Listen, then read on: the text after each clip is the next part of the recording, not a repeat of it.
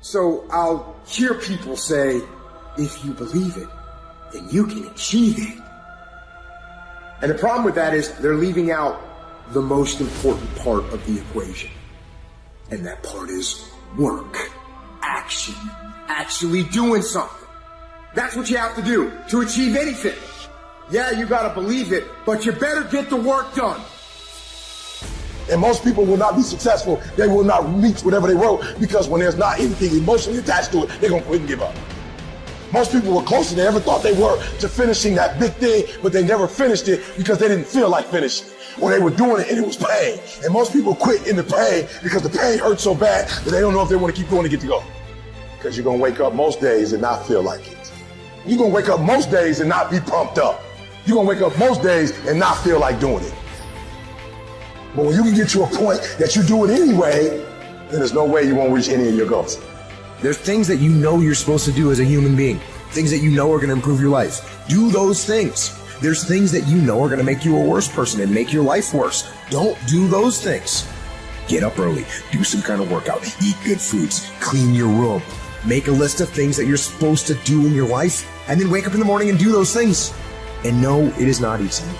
But you're not going to get it from anyone else but you. You think things are gonna just go your way?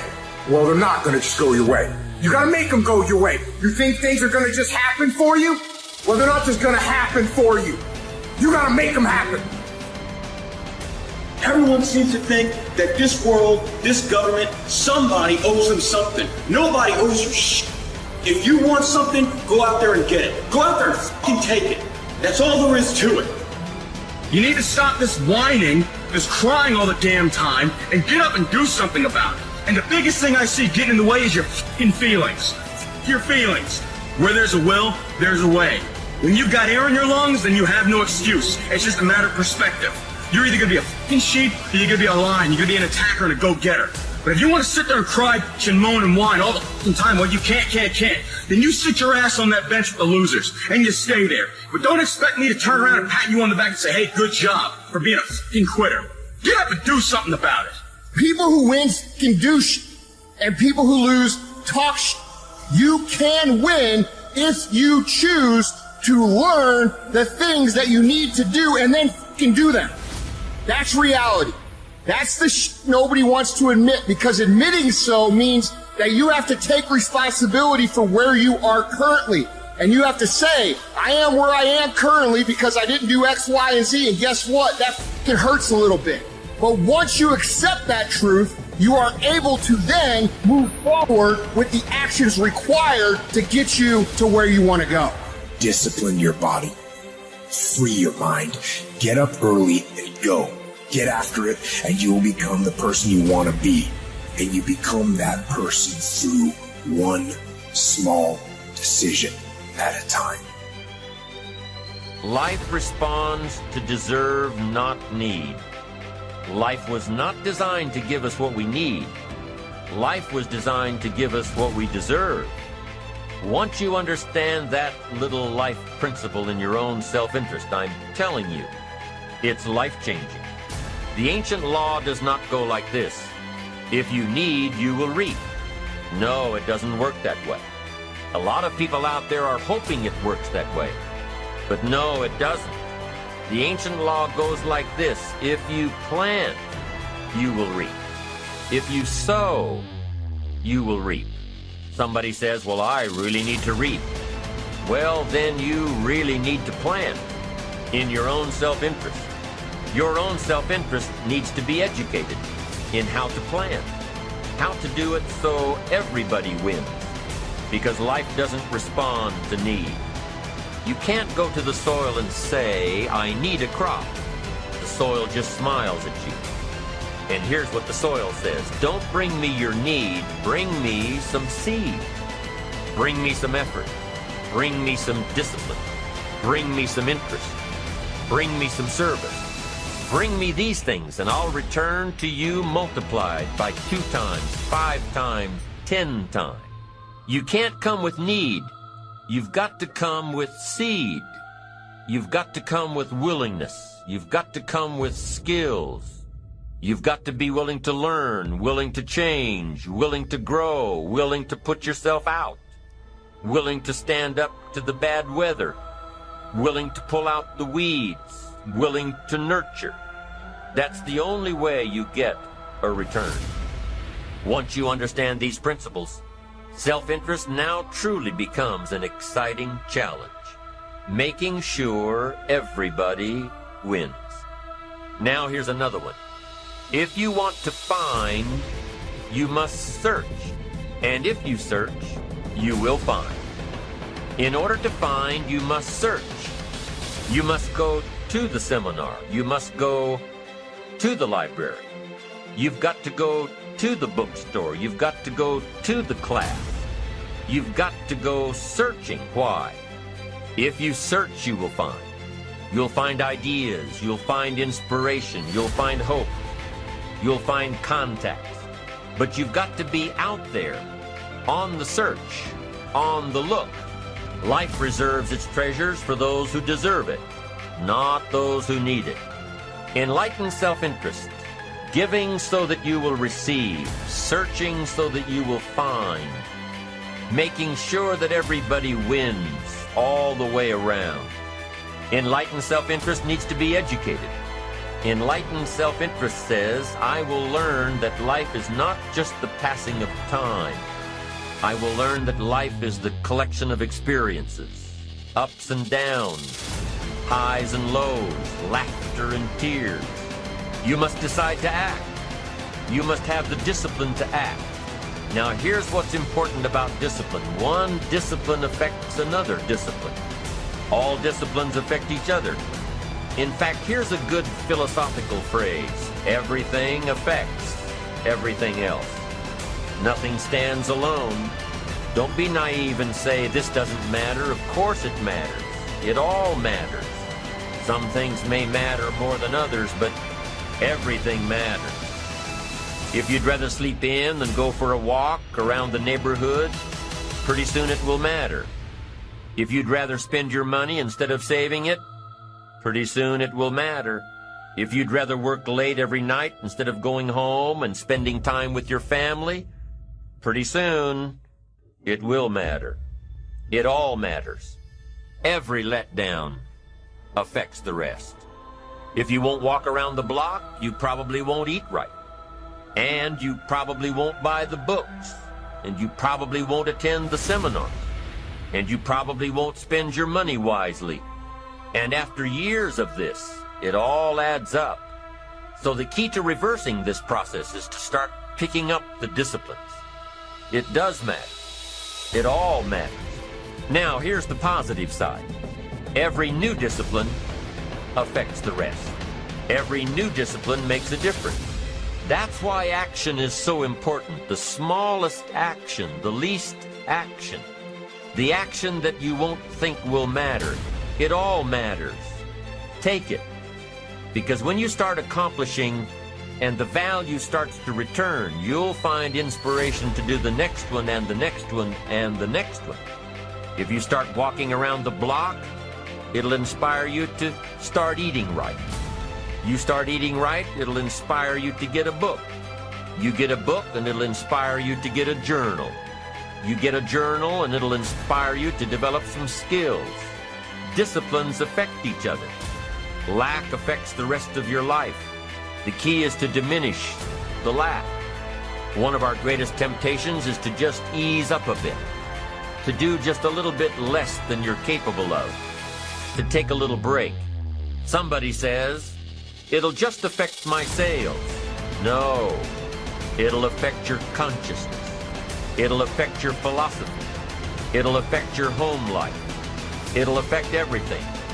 No, you can't ease up a bit. That's what vacations are for. When you're at work, work. When you're on vacation, rest. Wherever you are, be there. If you think about vacation when you're at work, you'll surely think about work when you're on vacation. You'll just mess it all up. So be disciplined. Get involved. Do all that it takes to get the job done.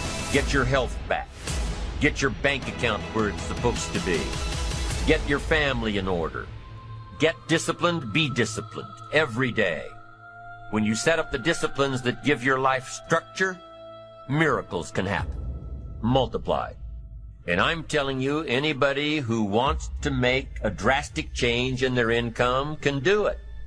I was broke at age 25 and a millionaire at age 31. Everything around me was the same. I changed. I refined my philosophy. I read the books. I took the classes. Started looking at life a little differently. I'm telling you, it worked. There's no secret to success.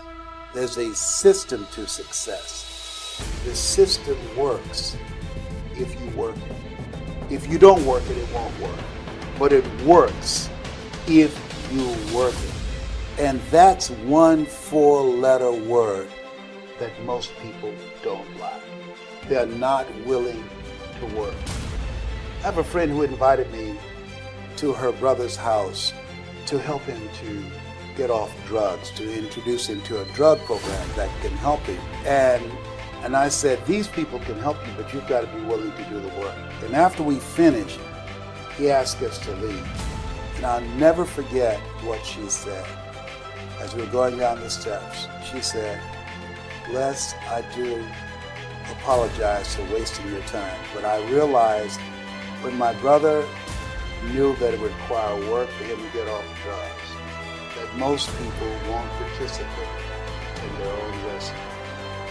And there are people who will be presented with an opportunity, who know that they could be laid off at any moment, who know that there's no such thing as job security, who know that them keeping their job has nothing to do with how good they are.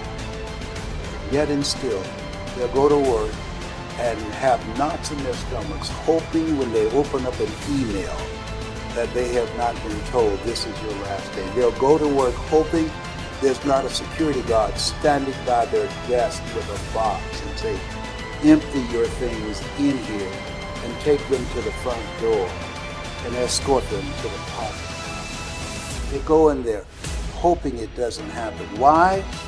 Because they don't want to do the work. It's an aversion to most people's spirit. And I'm walking around in the jungle and I said, well, Lord, I can't fly like the eagle. I can't run like the cheetah. I can't roar like the lion, and I can't throw my weight around like the elephant. What did you give man as his defense in the whole ecosystem of human, of life force? What did you give me? He said, I gave you a brain. That's why God didn't make chairs. He only brings it halfway. We are taught that God makes furniture. I want you to look around your life for trees, not tables. God's gonna bring it within the reach of your mind, and your creativity is gonna take it the rest of the way. Look at what all we were able to do. No other creature, no other species has sent satellites up into the air, created smartphones. Look at what we did with our head. Why are we not using our head?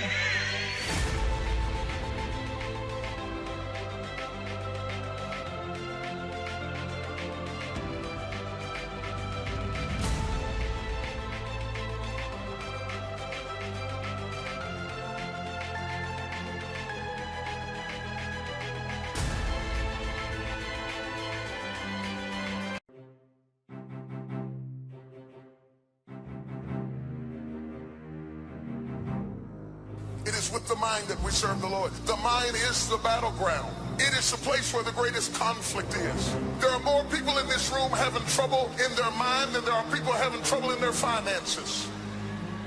Every thought that I have started with a question. What's wrong with me? Let me tell you what happens when you ask that question. That question will attract 1,000,000 answers. The moment you say, what's wrong with me? The devil has a list, everything. He'll show you everything from your genetics to your jawline to everything. I mean, he'll just take everything. But your questions direct the integrity of your thoughts. The struggle is in your mind. slept 8 hours and you wake up still tired. Your mind has been in turmoil all night long. You've been wrestling in your sleep. Your body went to sleep, but your mind is still caught up in a warfare. Your mind is the battleground.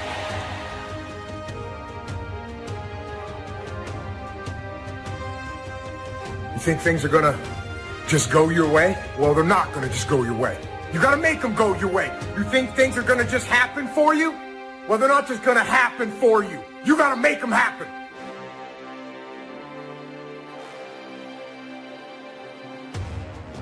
So I want to challenge you to waste no more effort wrestling with other people. Your destiny, your future is not predicated on the decision of someone else. You're wasting too much of your life trying to change other people's mind about you. It doesn't matter what they think about you. God is not going to bless you by their opinion. God is going to bless you by how you see yourself.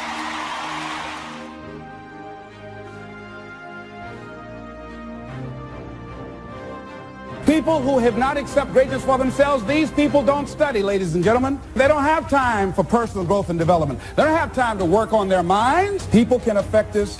Our peers can affect us. Our environment can affect us. Just working consciously to overcome the poverty consciousness, the feeling constantly of saying you deserve this. There's no need for you to be afraid.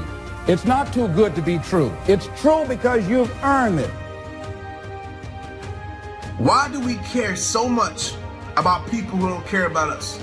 That won't be there in the hard times, that won't be there when you hit rock bottom, that won't be there in your struggle, that never call you and ask you how you doing, that never calls you and asks you or checks on you to see if you need something. Why do we care about what they think? So easy. So easy to put things off. So easy to say, you're gonna do it tomorrow. Well, I want you to reprogram your brain and tell yourself that tomorrow is not a viable option. You do it today. You get it done today. That's what you do. The journey is just the pieces that you have to go through. And you get to choose to enjoy those pieces, to have fun during those pieces, because you know you're going to come out the other end being the person you wanted to be. And you're going to see it before everybody else does. That I can guarantee you. Self-approval. That's a very challenging area. Ladies and gentlemen, that's where most people get stuck. That's a stage that a lot of people get there and they never move out of that area. Why? Many things can contribute to our not approving our dreams, our not feeling good enough. A lot of things can contribute to that. Many of us never live up to our potential or don't approve ourselves because we never had anybody to believe in us. And because your doing doesn't come from the deeper place of being, it hasn't worked for you. If you're trying to find out who you are by doing things, you will never find out who you are by doing. You'll have to start with being, because the difference between the two determines the direction of your destiny. Everyone hits the ground at one point. The question is, who gets back up? Failure and setbacks. People quitting, chargebacks, flunking the exam. That's all gonna happen. Just get ready. You're gonna have false start after false start. Get it going, then you don't. Get it going, then you don't. Don't give in to that stuff. Don't give in to the fears. Don't give in to the setbacks. You're gonna have failure. It's part of the game. And when you get weak, when someone quits, when an appointment cancels, when some Yahoo tells you you shouldn't be doing this, and you're not good enough, or there's something better, whatever they tell you, you remember why you're doing it. Greatness is not immediate. This is so important. In other words, greatness takes time to develop. Greatness is not immediate. You got to stay with it. You got to stay at it. You got to keep working on it. We give up too quickly. You map out, you think, you strategize, you change up your team, ready for the opportunity to present itself. Most of y'all are impatient. If it doesn't happen as fast as you want it to happen, you say maybe it wasn't meant to be. God will never give you something somebody else is supposed to have.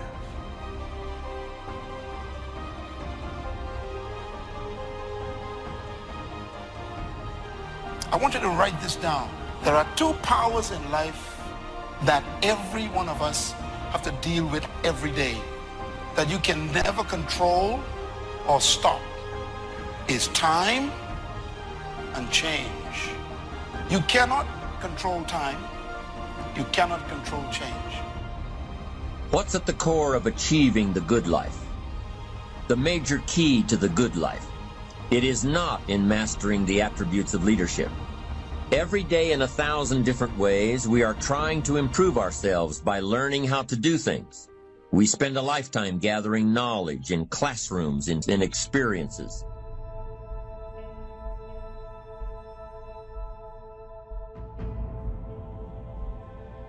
I need to embrace the suffering.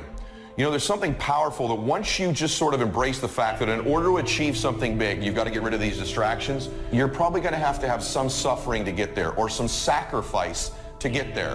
And so once you've embraced and decided that this suffering, this sacrifice you're making is an indicator of progress. Suffering and sacrifice and hard work is an indication of progress towards our dreams.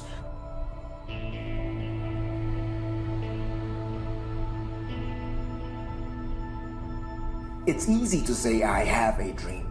That's easy. You can say that when the enthusiasm is there. You can say that when you have enough money in the bank. But I'm telling you, it's hard to say, I still have a dream. I still have a dream. Can't you say that after your friends turn on you? And after the people that you're doing it for stop believing in you?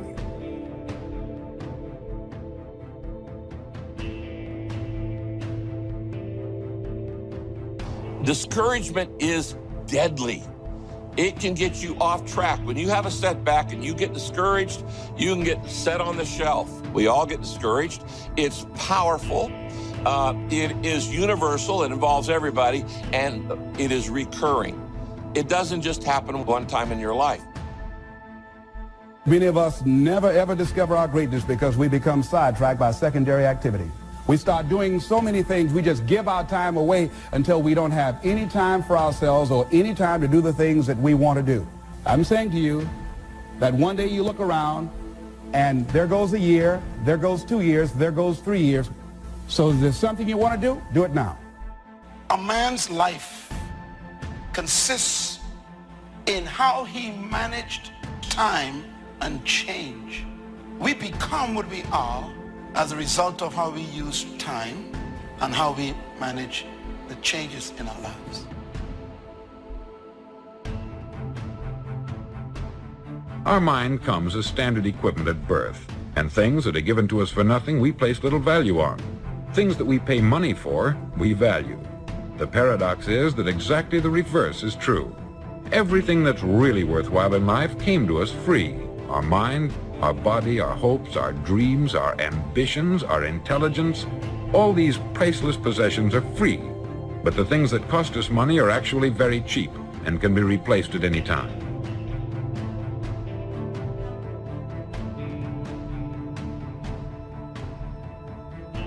Use your power to create a new beginning for yourself.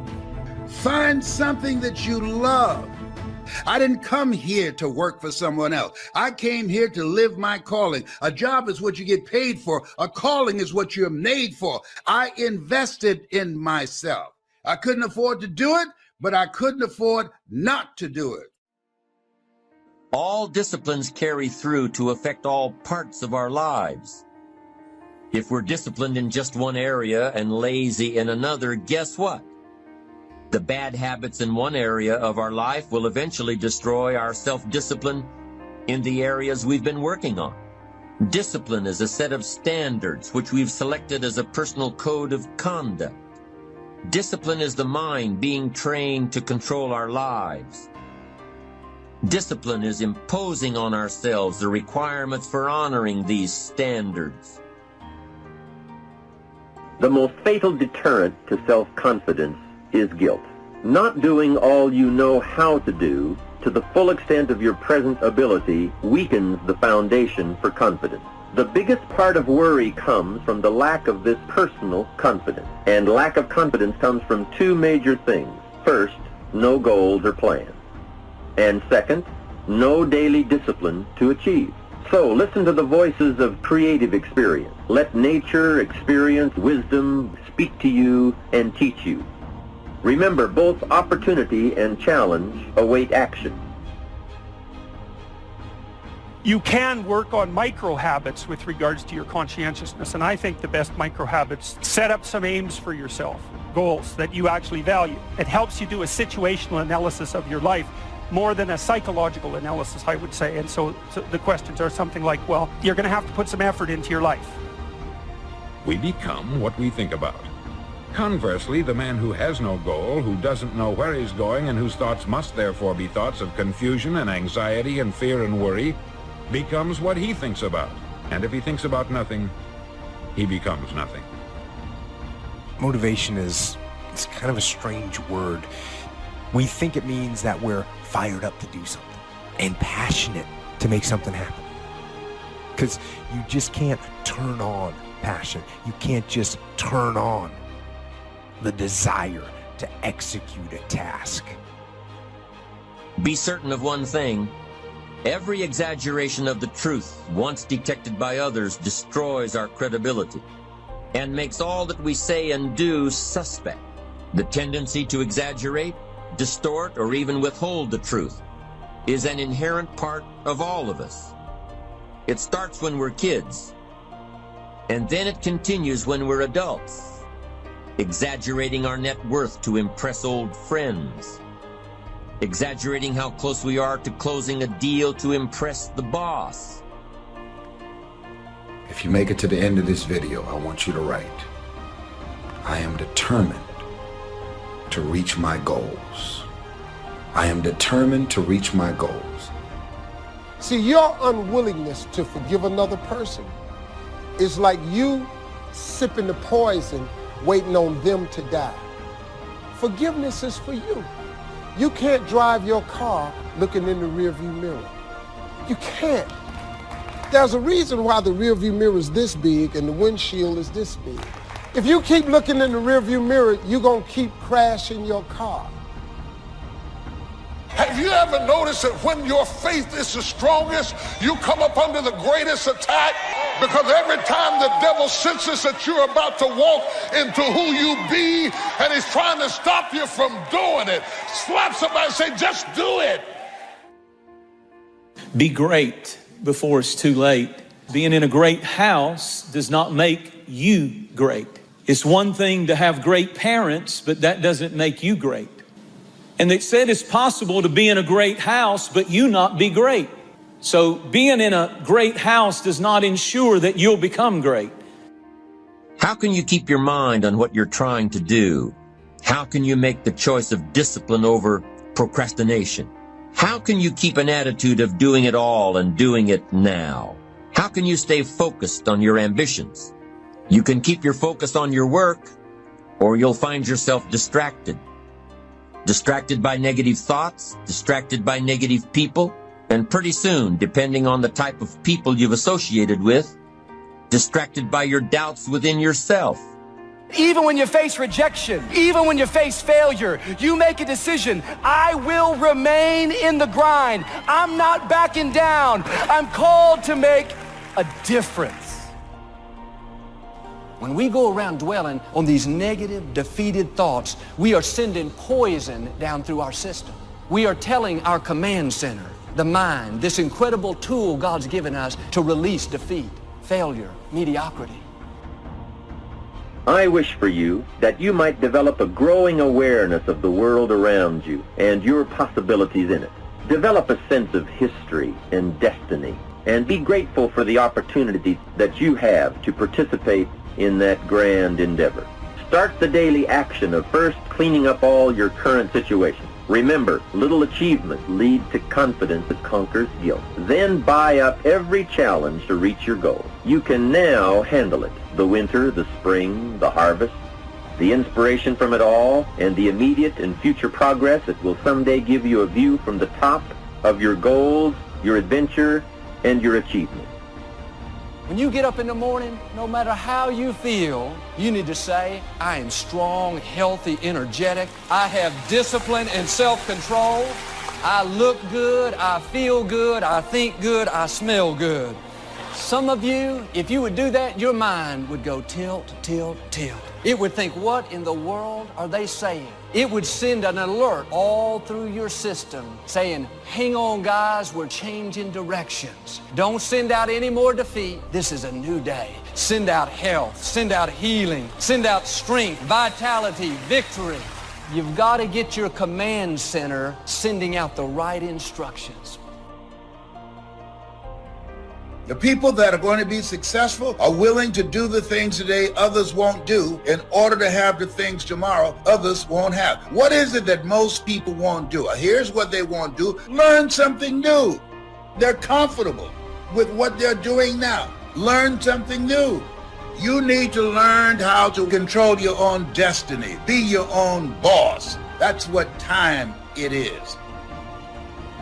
Most of the time, your challenge is you're not solving it quickly enough. You're not getting totally certain. Certainty is so huge. Flood yourself with certainty. And then most people don't understand. You can obliterate most problems with just massive action. I see people hem and haw and make excuses all the time when challenges arise, and it would have just been solved if you'd have decided, you'd have been totally certain, and you'd obliterate that problem with some massive action. How great to have a mind to expand and a soul to nourish, to have hands that can feel, a heart that can experience, a soul that can soar, a mind that can inquire and learn, a body that can respond, to know love, sadness, hope, disappointment, accomplishment, failure, thrills, appreciation, wonder, frustration, confidence, courage, impatience, contentment, expectation, fulfillment, beauty, and harmony. To have all this happen to one is one thing. To know it is all happening is much more. What stress really is when a problem comes up is the fear of loss. And what you do is you begin to give this a disempowering meaning, and you begin to feel like you're going to lose something. Which is why having a process means so much to me, because when I know I have a process to solve a problem, I'm so much less fearful of the loss or the stress that it's going to cause me. When you begin to get these feelings, it's where your focus is going that's causing this stress level to rise in you. And my hallucination for many of you is that when a problem arises, you begin to focus on the problem more than the solution. You begin to magnify your stress level, make a disempowering meaning, which is this fear you're going to lose something.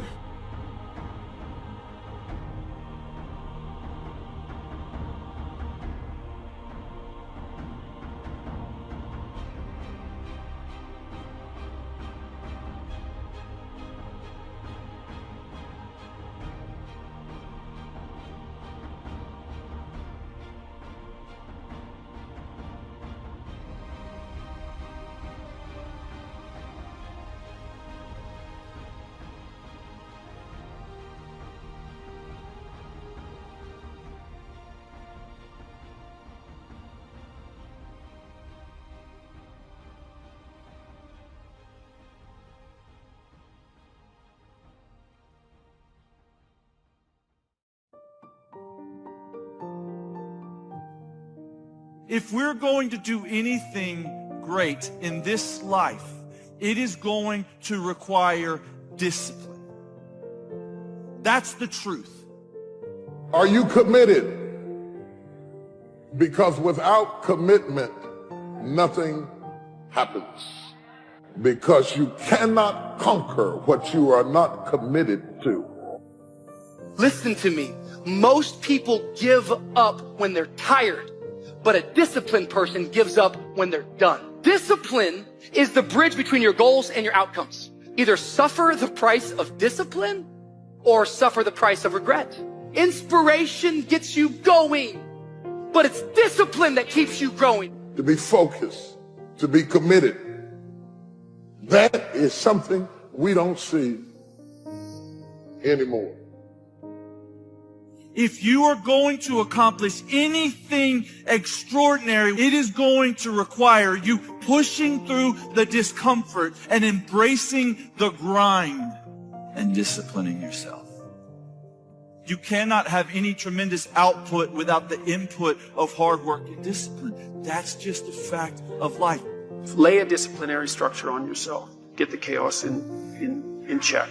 And then you can move towards a state that's freer. Because it's discipline first. Like, look, if you're going to become a concert pianist, there's going to be several thousand hours of extraordinarily disciplined practice. That's the imposition of order on your potential, let's say. But what comes out of that is a much grander freedom.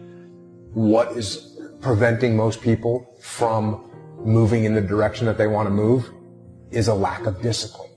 And no one wants to hear that answer. It's the harshest answer. Yeah. It's not cool. It's not good clickbait. Because the reason it's not good clickbait is because, well, you could put this as clickbait.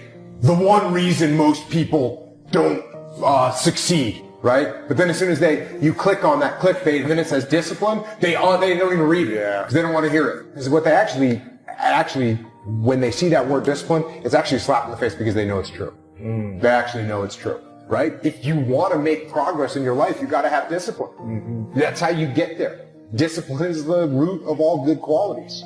If you don't do that, if you get up and you just have no discipline whatsoever, you get no value of anything. Your diets don't work when you don't do them. Exercise doesn't work when you don't do them. But most of the people have some experiences that they want to shift.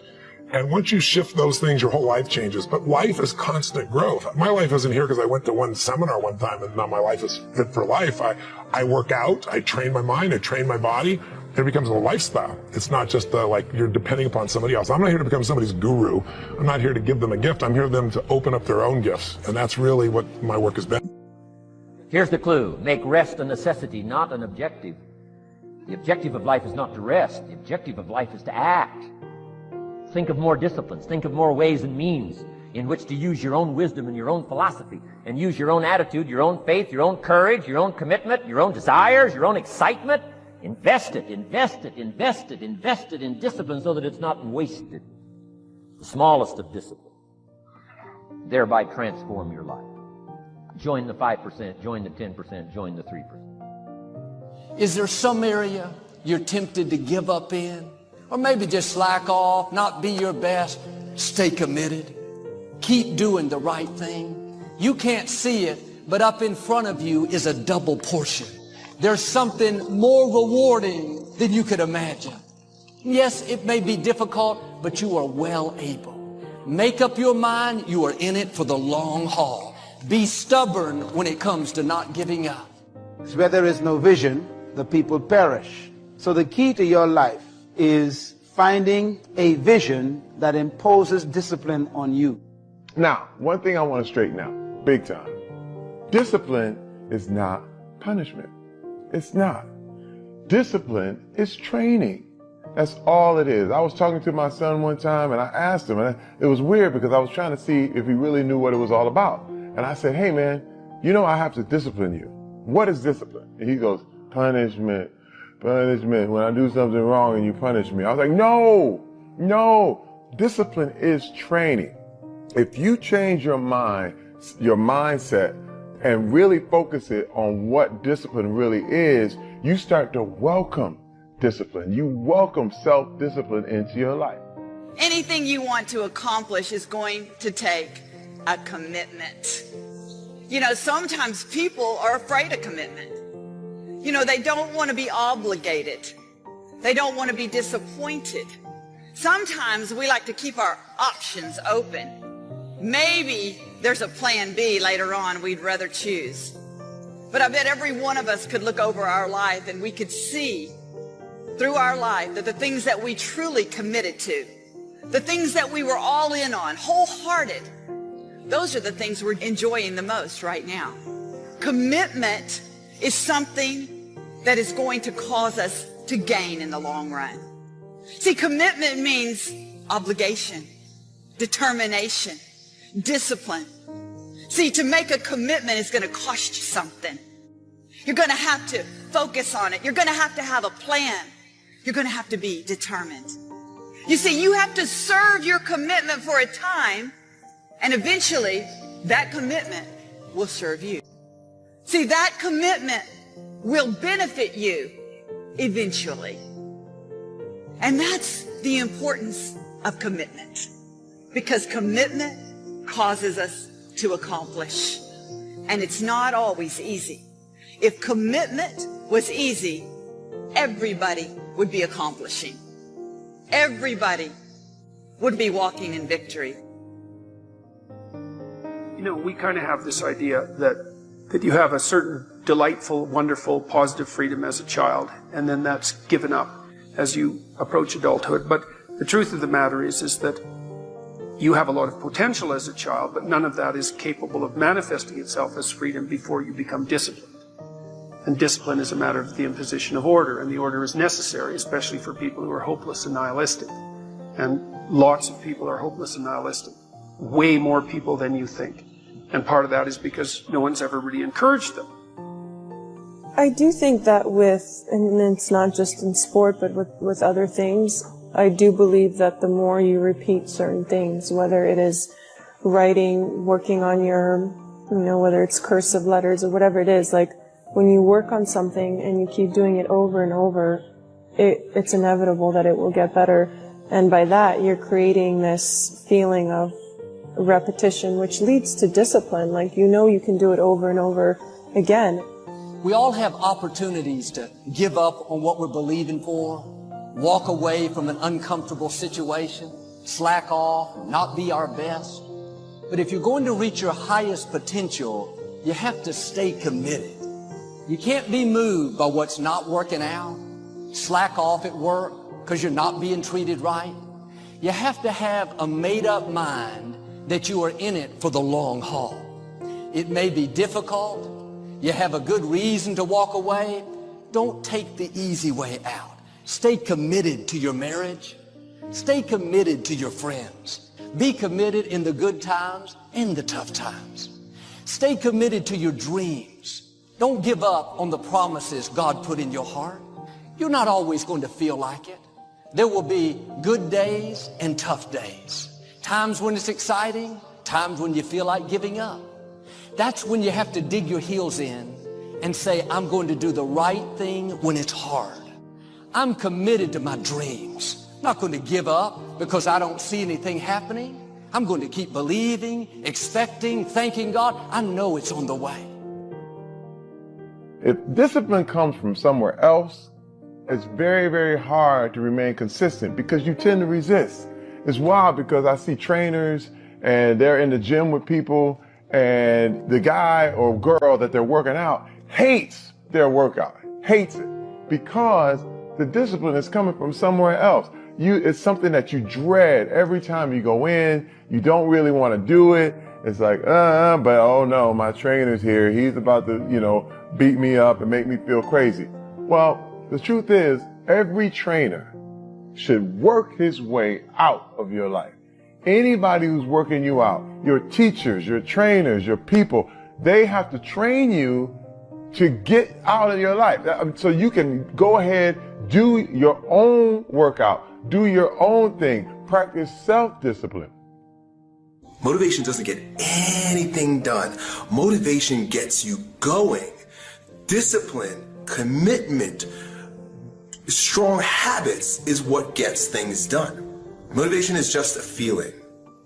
Grounded action is what gets things done.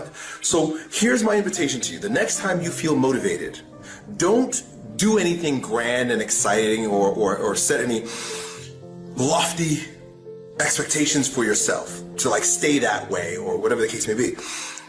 Get a pad and paper and write down 1 or 2 things that you're going to commit to doing every single day, no matter what. You're gonna use that motivation to build a machine for yourself.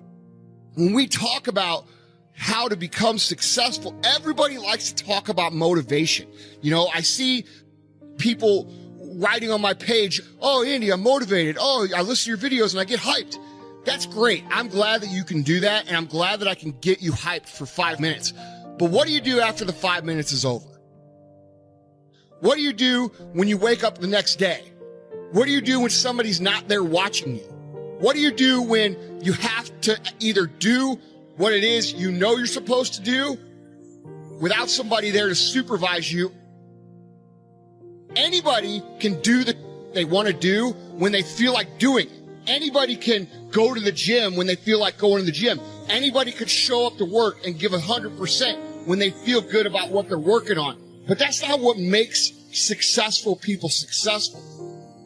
What makes successful people successful is what they do when they don't feel like it. It's what you do when you don't feel like going to the gym. It's what you do when you show up to work and you want to kill your boss.